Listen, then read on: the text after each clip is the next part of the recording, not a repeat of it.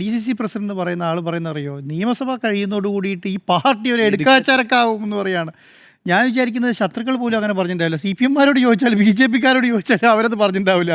കോൺഗ്രസ് എടുക്കാച്ചരക്കാവും. നീ കോൺഗ്രസിൻ്റെ ഗതികേട് കണ്ടോ എന്നാണ് പറയുന്നത്. കോൺഗ്രസിൻ്റെ ഗതികേട് ഈ ഇലക്ഷൻ കഴിയുന്നതോട് കൂടിയിട്ട് കണ്ടോളൂ എന്ന് പറയാം. അങ്ങനെ ആരെങ്കിലും പറയുമോ? ഈ കോൺഗ്രസ് എന്ന് പറയുന്ന സാധനം മനസ്സിലുള്ള ഒരു മനുഷ്യരെ കൊണ്ട് പറയാൻ പറ്റിയ കാര്യമാണ് ഇതെന്ന് പറയുന്നത്. ഞാൻ പറയുന്നത് എന്താണെന്നറിയോ, ഈ പാർട്ടിക്കൊരു സിസ്റ്റം ഇല്ലാന്നേ.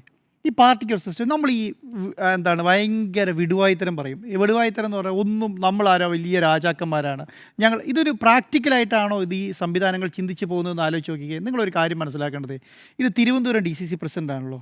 ഈ Thiruvananthapuram D C C president ആണല്ലോ ഈ നിയമസഭയിലേക്കും സെക്രട്ടേറിയറ്റിലേക്കും AK സെൻറ്ററിലേക്കും പാർട്ടി പ്രസ്ഥാനങ്ങളിലേക്കും ഒക്കെ സമരം നടത്തേണ്ട ആളെന്ന് പറയുന്നത്.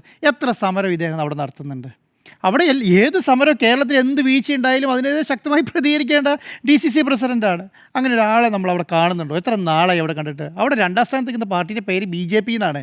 ഇവർ 3ാം സ്ഥാനത്താണ് നിൽക്കുന്നതെന്ന് ഓർക്കണം. അവിടെ MLA മുഴുവൻ ആരാ? CPM MLA. അവിടെ ഒരു ഏതാണ് കോവളം മാത്രം ഒരൊറ്റ MLA കോൺഗ്രസിനുള്ളൂ. ബാക്കി മുഴുവൻ ആരെടുത്താ?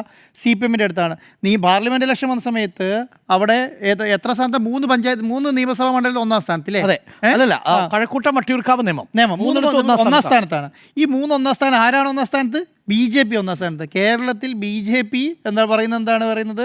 കോൺഗ്രസ് മുക്ത ഭാരതം എന്ന് പറഞ്ഞിട്ടാണ് BJP പോകുന്നത്. അവിടെ അവർക്കെതിരെ ശക്തമായ രീതിയിൽ പ്രതികരിക്കുന്നതിന് പകരം ഇരുത്തിയിരിക്കുന്ന ഒരു നേതാവാണ് ഈ പറഞ്ഞുകൊണ്ടിരിക്കുന്നത്. കാരണം അവർ പൈസ കൊടുത്ത് വോട്ട് മേടിക്കും. അതുകൊണ്ട് നീയൊക്കെ നിർത്തിക്കുക പരിപാടി, ഇതൊന്നും കാര്യമില്ല.